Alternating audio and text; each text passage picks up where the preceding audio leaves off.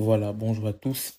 Donc, on va voir aujourd'hui la question 2 de l'examen d'admission à l'école polytechnique, partie algèbre, juillet 2018.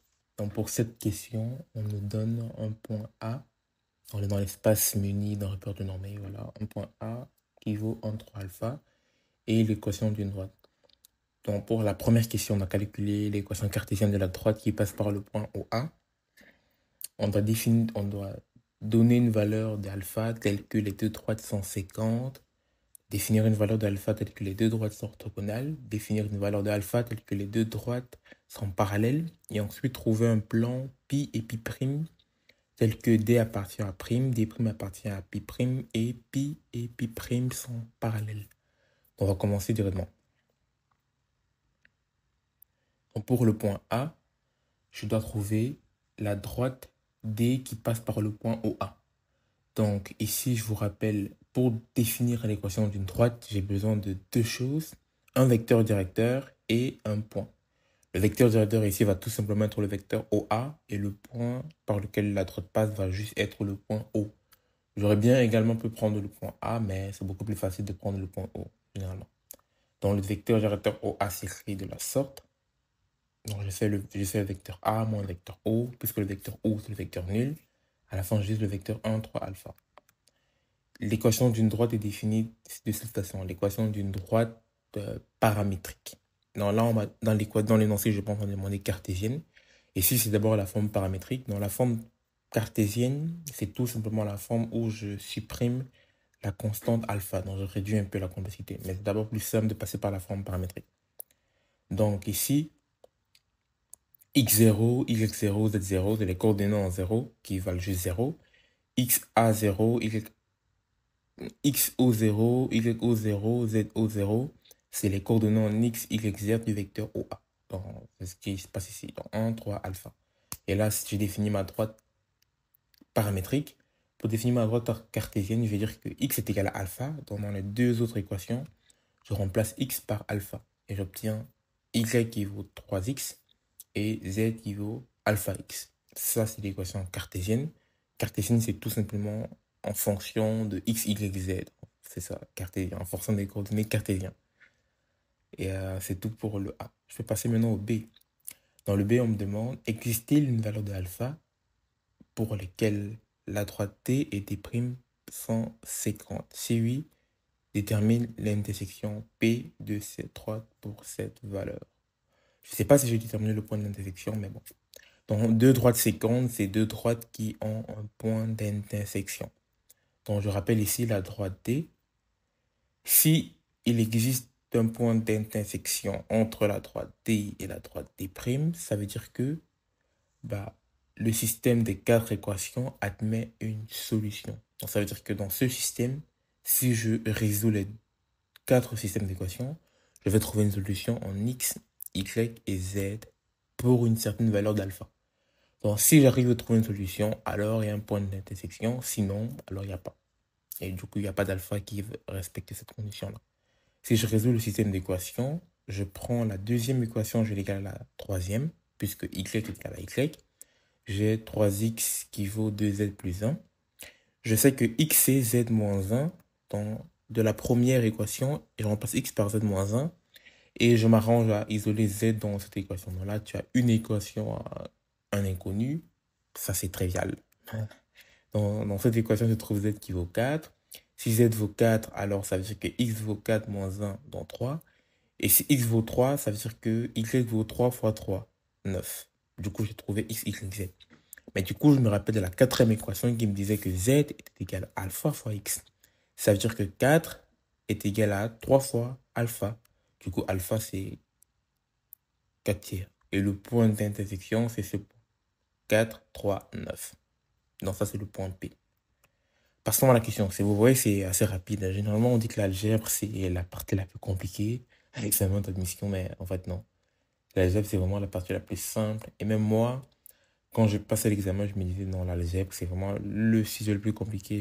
C'était où j'ai ma meilleure note parce qu'au final, c'est beaucoup plus simple que l'analyse, en fait. C'est juste que si tu comprends bien l'énoncé, tu sais bien interpréter, ça passe assez vite. Tu ne peux jamais faire des calculs plus compliqués qu'en analyse. Et encore, même le plus compliqué, c'est vraiment... bah non, non, ça, c'est pas l'algèbre, ça, c'est la géométrie plutôt. J'ai dit algèbre au début, mais c'est géométrie. Je pense que vous avez dû remarquer, mais je me rattrape, c'est géométrie. Du coup, la géométrie, c'est la partie la plus simple où on fait le moins de calculs normalement. Et où on fait le plus de calculs, c'est entre l'algèbre et l'analyse. Souvent, moi, j'aurais plutôt tendance à dire que le plus compliqué, c'est, selon moi, c'est l'algèbre. Parce que l'algèbre, tu peux vraiment aller dans des calculs très longs. Bon, le point C. Les deux droites sont-ils orthogonales, donc perpendiculaires? Si deux droites sont perpendiculaires, ça veut dire que leurs vecteurs directeurs sont orthogonales aussi, oui, mais ça veut dire que le produit scalaire entre les deux est égal à zéro. Donc ça veut dire que les deux sont à 90 degrés. Je te conseille de noter cette propriété. Donc moi, ce que je te conseille de noter, c'est définition de l'équation d'une droite et cette propriété, propriété d'orthogonalité. Deux droites orthogonales, leur vecteur directeur orthogonal dans le produit scalaire nul. Du coup, je vais faire le produit scalaire euh, entre la droite D et ici la droite D. Mais ici, déjà, je vais commencer par trouver son vecteur directeur. Dans la droite D, je vais la réécrire sur une autre forme, sur la forme paramétrique pour faire apparaître son vecteur directeur un peu comme la droite D'. Donc je pose x être égal à bêta, c'est x vaut bêta, alors y vaut quoi? C'est y vaut bêta, alors z vaut x plus 1, donc 1 plus bêta. Et si z vaut 1 plus bêta, alors y vaut 2 fois 1 plus bêta plus 1. Tu simplifies tout, tu trouves 3 plus 2 bêta. Donc le vecteur directeur de la 3D, c'est 1, 2, 1. Du coup, c'est un peu parti. Je sais qu'il y a différentes façons de trouver un vecteur directeur à base des vecteurs, à base des équations cartésiennes en faisant certains produits scalaires ou produits vectoriels, un truc comme ça. Mais moi, je trouve ça beaucoup plus simple de retrouver un vecteur directeur en quittant de l'équation cartésienne vers l'équation paramétrique, faire apparaître le vecteur directeur de façon explicite comme ça et de l'utiliser. Bon, selon moi, c'est beaucoup plus simple de faire ça. Du coup, je dois faire le produit scalaire entre OA, que j'ai déjà calculé, et VD, donc le vecteur directeur de la droite D' et de la droite D. Et j'obtiens ça. Donc, j'ai fait 1 fois 1, 1, 2 fois 3, 6, et alpha fois 1, 1. 1 plus 6, ça fait 7. Donc, 7 plus alpha est égal à 0. Alpha est égal à moins 7. Donc, oui, il existe bien une valeur d'alpha. Donc, oui, ils sont bien orthogonales pour alpha égal à 7. Passons à la question D. Ouais, c'est assez rapide. Existe-t-il une valeur d'alpha pour laquelle D et D' sont parallèles? Si oui, détermine cette valeur. Donc, si deux droites sont parallèles cette fois-ci, leur produit vectoriel est égal à 0. Donc, important de noter ça. Produit vectoriel est égal à 0 pour deux droites parallèles. Un produit vectoriel du vecteur directeur. Le vecteur directeur, c'est vraiment le vecteur qui définit entièrement une droite. C'est vraiment toute la propriété d'une droite se cache derrière son vecteur directeur. Donc, produit vectoriel. Donc, ici, normalement, c'est un déterminant, mais il n'y avait pas de déterminant. Il n'y avait pas une bonne façon de faire un déterminant avec Word. Du coup, j'étais obligé de mettre un peu ça en l'air comme ça. Donc, je vais mettre deux barres. C'est vraiment un déterminant. Je ne sais pas si tu sais calculer un déterminant. Donc, si j'ai supposé que tu sais le faire, mais on peut le faire un peu ensemble. Pour faire un déterminant, un x, un y, un z, ça reprend les coordonnées. Donc, quand je me place en un x, je fais alpha fois 2. Donc, je fais avec ça, je fais alpha fois 2 moins 3 fois 1. Et j'obtiens ça. Ensuite, je passe à 1 y. Donc, quand je fais ça, je te montre un peu rapidement parce que je ne sais pas si tu sais le faire au cas où. Quand tu veux prendre un x, tu traces une ligne ici. Et ici, tu prends uniquement les coordonnées hors de la ligne ici. Dans ce que j'ai pris au milieu. Si je fais pareil pour un y, je me place un y, je place une ligne ici, une ici. Je prends les valeurs hors axe. Donc, je fais 1 fois alpha et 1 moins. Et je fais non. Qu'est-ce que j'ai fait? Je fais alpha fois 1 moins 1 fois alpha. Normalement, ça me donne... Oui, parce que c'est moins, donc c'est moins plutôt dans la deuxième composante, mais moins devant. Du coup, ça fait 1 moins alpha. Donc pour la deuxième composante ici, il faut mettre plus, moins et plus. Ça, c'est la règle. Donc pour le premier, c'est plus. Je fais 2 fois alpha et moins 3 fois 1. Deuxième, je mets moins, alpha fois 1, moins 1 fois 1. Du coup, ça fait moins alpha moins 1, du coup, ça fait 1 moins alpha. Troisième composant, je vais faire en jaune. Je place une ligne ici, une ligne ici. Je prends le composant hors axe, donc je fais 3 fois 1 moins 1 fois 2. Donc 3 moins 2, ça fait 1. C'est tout. Donc ici, c'est juste le déterminant d'une matrice. Un X, un Y, un Z, c'est pour placer les composants et tu fais comme un déterminant de matrice. Si je ne sais pas le faire, je fais une vidéo. Ma prochaine vidéo, ça va être un peu sur les matrices, donc tu peux regarder la prochaine vidéo si tu n'as pas bien compris ce point. Du coup, moi, j'aimerais que ce vecteur soit nul. Mais si tu regardes bien ce vecteur, il ne sera jamais nul pour toute valeur de alpha, parce que ici, j'ai une composante 1 qui est indépendante d'alpha. Même si alpha vaut 1 milliard, tu ne peux jamais annuler ce vecteur. Donc, il n'existe pas de valeur de alpha, donc il ne sont pas orthogonales. Je n'ai pas écrit la conclusion, mais je dis oralement. Maintenant, pour le point C, et le point E, dernière question. On fixe une valeur d'alpha égale à 1. Et on demande de déterminer l'équation du plan pi et pi' telle que la droite D appartient à pi et la droite D' appartient à pi', sachant que pi est parallèle à pi'. Donc, ce qu'il faut savoir, c'est que si alpha est égal à 1, ça veut dire que D' et D ne sont pas séquentes, ne sont pas parallèles et ne sont non plus pas orthogonales. Donc, ils ne sont pas séquentes, ils ne sont pas parallèles, ils ne sont pas orthogonales. Tu as deux droites qui appartiennent à deux plans qui sont parallèles. Mais les deux droites ne sont pas parallèles entre elles, ni orthogonales entre elles, ni je sais pas. Mais pi est parallèle à pi'. Et D est dans pi, et D' est dans pi. Ça veut dire quoi? Ça veut dire qu'en fait que pi et pi' partagent le même vecteur normal. Donc ça veut dire quoi concrètement? Ça veut dire que tu as une droite, tu as un plan. J'essaie de faire des plans, mais bon. Moi, j'ai un problème, j'aime pas représenter des trucs en 3D dans un espace à 2D. Ça me met très mal à l'aise, parce que je trouve pas ça intéressant. Donc là, tu as un plan, et là, tu as un autre plan. Disons pi, ici. Et disons pi'. Les deux droites sont de base parallèles. S'ils sont parallèles, ça veut dire que déjà, ils partagent un même vecteur normal, comme ça, que je vais appeler n. Ils partagent un même vecteur normal. Et les deux droites ont il existe des droites dans les plans. Donc là, tu as une droite ici, et là, tu as une droite qui ne sont ni parallèles, ni séquentes, ni je sais pas quoi. Ça veut dire que le vecteur normal des deux droites peut être construit à base de ça. Parce que si je prends les deux droites qui sont ici, j'applique le produit vectoriel entre ça et ça, je retrouve un vecteur qui va sortir du plan de leurs deux plans.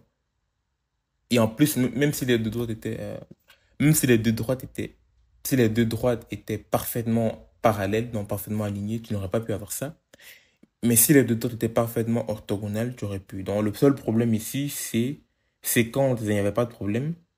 Orthogonal, il n'y avait pas de problème. Le seul problème, c'est si les droites étaient parallèles. Ça, c'était vraiment important. Si les deux droites étaient parallèles, tu n'aurais pas pu faire le produit vectoriel des deux et avoir le vecteur normal. Parce que si deux droites sont parallèles, le produit vectoriel est nul. Donc ça, c'était le seul truc qu'on pouvait juste pas faire. Si c'était parallèle, ça ne marchait pas. Si c'est orthogonal ou si même c'est séquente, ça ne veut pas dire grand-chose. Si c'était séquente, bah, il n'y aurait pas eu de problème, tu aurais toujours pu appliquer ça parce que les deux droites, quand tu fais le produit vectoriel de deux droites dans un autre espace, tu engendres un vecteur qui sort de cet espace. Donc si tu as un vecteur qui dépend, généralement moi je mets ça comme ça, tu as ça, et tu as un autre vecteur, peu importe qui est comme ça, disons un vecteur A et un vecteur B. Si tu fais le produit vectoriel entre les deux, tu vas générer un vecteur qui va être normal à ce plan, au plan de mon écran, donc il va sortir vers 3. Si tu fais B fois B produit vectoriel avec A, le vecteur normal va sortir de mon plan. Tu fais A fois B, ça va entrer dans le plan. Mais de toute façon, ça va être normal au plan de mon écran, non, au plan de ton écran à toi qui regarde la vidéo. Donc ça veut dire que je peux générer le vecteur normal de ce plan en faisant juste le produit vectoriel entre les deux. Donc ici, cette question, ça allait être même très vite. Et pourquoi est-ce que je calcule le vecteur normal? Parce qu'on peut définir, donc j'ai fait le produit vectoriel entre les deux. J'ai juste recopié ça ici et j'ai remplacé alpha par 1.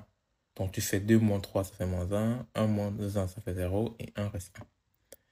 Pourquoi est-ce que c'est intéressant? Parce que la définition de l'équation d'un plan, c'est tout simplement un vecteur normal produit scalaire avec la coordonnée en x et y. Et tout ça est égal à une constante qu'on appelle sigma. Donc vraiment, l'équation d'un plan, c'est la chose la plus simple à calculer. Je rigole parce que trouver le vecteur normal, la plupart du temps, c'est pas évident. Ici, c'est évident parce que tu as déjà deux droites, c'est terminé. Souvent, il faut un peu réfléchir, mais la plupart du temps, j'ai fait plein de questions, hein. C'est toujours une question de vecteur normal qui doit être soit parallèle à quelque chose, soit orthogonal à quelque chose, et après tu le retrouves sans faire des calculs. Donc ici, je dois faire le produit scalaire entre le vecteur normal et x, y, z, donc je multiplie les composants. 1 fois x, ça fait moins x, 0 fois y, 0, 1 fois z, z. Et comme j'avais dit, les deux vecteurs ont le même vecteur normal, mais les deux ne sont pas nécessairement égaux à la même constante. Donc, pour différencier les deux plans, je vais dire que le premier plan est égal à sigma, le deuxième plan est égal à sigma prime. Ils n'ont pas forcément la même constante. Une question, c'est pourquoi est-ce qu'on peut définir le vecteur normal, l'équation d'un plan avec cette équation? Ça, c'est une question bonus de ma part. Pourquoi est-ce que je définis l'équation d'un plan avec ça? D'où vient cette propriété? Dites-vous que moi, j'ai compris cette propriété quand j'étais en troisième année en Polytech et qu'on définissait l'équation, ça c'est l'équation des ondes planes. Donc quand tu vois des ondes planes, une onde plane est définie comme ça, avec le vecteur k fois, c'est vecteur k fois le vecteur position, où le vecteur k c'est le vecteur, le nombre d'ondes, qui est égal à une constante. On définit ça comme l'équation d'un plan. Et moi, j'ai compris ça des années plus tard, en troisième année. Pourquoi est-ce qu'on définit l'équation d'un plan comme ça, en plein examen de physique? J'ai compris la définition concrète de ça. Avant, moi, j'appliquais bêtement la formule comme tout le monde en secondaire. Il m'a fallu attendre 3 ans pour comprendre pourquoi on définit l'équation d'un plan comme ça. Donc, je te laisse y répondre dans les commentaires. Donc là, je te force à lâcher un commentaire, à éventuellement liker la vidéo, à partager et à t'abonner si ce n'est pas déjà fait. Donc là, on atteint déjà 17 minutes. Je vais m'arrêter là. C'était Tiprel. Salut et à bientôt.